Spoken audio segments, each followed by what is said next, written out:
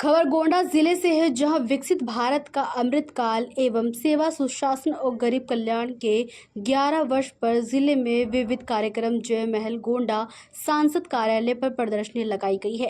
प्रदेश सरकार के उच्च शिक्षा राज्य मंत्री रजनी तिवारी ने फीता काटकर किया उद्घाटन और प्रदर्शनी का किया अवलोकन। उनके साथ मनकापुर के विधायक रमापति शास्त्री, पयागपुर के विधायक सुभाष त्रिपाठी, विधायक प्रभात वर्मा, सांसद प्रतिनिधि रमाशंकर मिश्रा, राजेश सिंह, भाजपा पदाधिकारी रहे मौजूद। पार्टी कार्यालय पर प्रेस वार्ता आयोजित की गई। मीडिया से बात करते हुए राज्य मंत्री रजनी तिवारी ने बताया कि मोदी सरकार के सफलतम 11 वर्ष पूरे होने पर विकसित भारत का अमृतकाल एवं सेवा सुशासन गरीब कल्याण सभी जनपदों में कार्यक्रम आयोजित हो रहा है। किस तरह का उनका माहौल रहा, वहाँ का कैसा वातावरण रहा, कैसी सोच रही, बहुत सारी चीजें जब हुई होंगी तब ऐसी घटना वहाँ पे घटित हुई है। तो हम तो कहते हैं कि बहुत ही दुखद है, नहीं होना चाहिए था। राहुल गांधी जिस तरीके से फिर सवाल उठा रहे हैं, देखिए कांग्रेस पूरी तरीके से खत्म हो चुकी है। चाहे हम कहें कि उनके व्यवहार के कारण, उनकी नीतियों के कारण कांग्रेस आज कहीं दिखाई नहीं पड़ रही है। कांग्रेस बिल्कुल साफ हो गई है। चाहे अभी आप बात कर रहे थे समाजवादी पार्टी की, उनके भी इन्हीं नीतियों के कारण, इन्हीं व्यवहार के कारण समाजवादी पार्टी बिल्कुल समाप्तवादी पार्टी बन गई है। कहीं उनका नाम कोई नहीं ले रहा है। उन्होंने क्योंकि गुंडों को बढ़ावा दिया था, शोषण को बढ़ावा दिया था, भ्रष्टाचार को बढ़ावा दिया था, तो समाजवादी पार्टी भी आज बिल्कुल समाप्तवादी पार्टी हो गई है। इन पार्टियों का कोई अस्तित्व नहीं रह गया है। अगर लोग कभी कभी कोई बात करते हैं, कोई बयानबाजी करते हैं, सिर्फ अपने अस्तित्व को बचाने के लिए लोग करते हैं, बाकी इनका कुछ नहीं रह गया। कांग्रेस खत्म हो चुकी है। प्रियंका गांधी, अजय राय कह रहे हैं कि हम चुनाव जीतेंगे 27 का, जीत के सरकार बनाएंगे, सरकार को उखाड़ देंगे। तो सपना देखने का किसको अधिकार नहीं? कुछ लोग सोने में सपना देखते हैं, कुछ जागने में सपना देखते हैं। सपना देखने का सबको अधिकार है और काम करना चाहिए। हम तो चाहेंगे कुछ काम भी वो करें, कोई उनको पहचान। कांग्रेस देश की आधी आबादी जैसे प्रियंका गांधी को एक बार फिर ला रही उत्तर।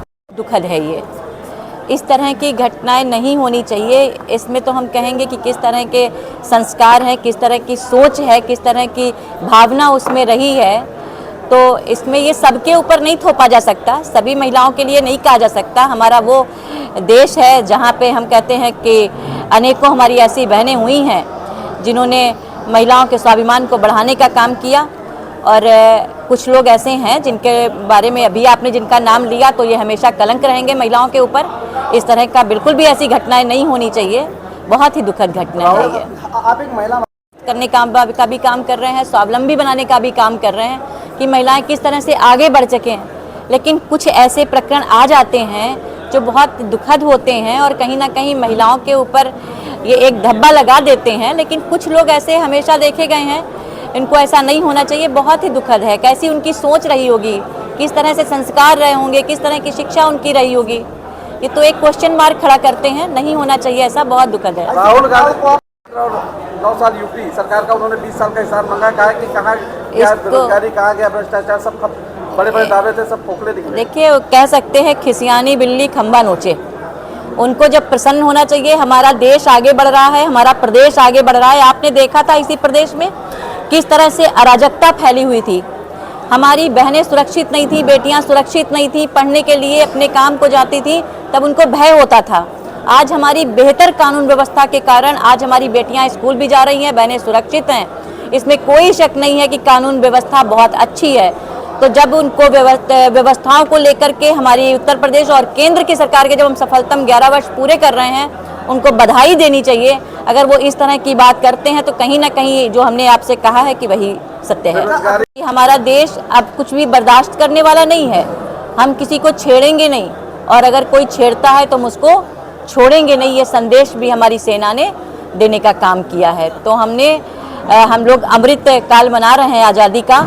इसमें हमने अपने देश को विकसित देश बनाने की मोदी जी के मार्गदर्शन में, मोदी जी के नेतृत्व में मजबूत नींव रखी है कि जिसका सिर्फ हमारा आर्थिक रूप से मजबूती ही जिसका लक्ष्य नहीं है, उसका हमारे देश में किस तरीके से गांव, शहर और हर घर खुशहाल हो, उसका प्रतिबिंब है। तो मैं कह सकती हूँ कि हमारा देश मजबूती के साथ मोदी जी के मार्गदर्शन में, उनके नेतृत्व में आगे बढ़ रहा है। मैम जिस तरीके से तो कहते हैं उनको कहने दीजिए, विपक्ष है, उसको कहने का अधिकार है पूरा। लेकिन जब अच्छी चीज़ें होती हैं तो उनको प्रशंसा भी करनी चाहिए, क्योंकि वो पूर्व मुख्यमंत्री रह चुके हैं। उनको तुलना करनी चाहिए कि किस तरह की अराजकता उस समय फैली हुई थी, उनके ही लोग किस तरह से अराजकता फैलाए हुए थे।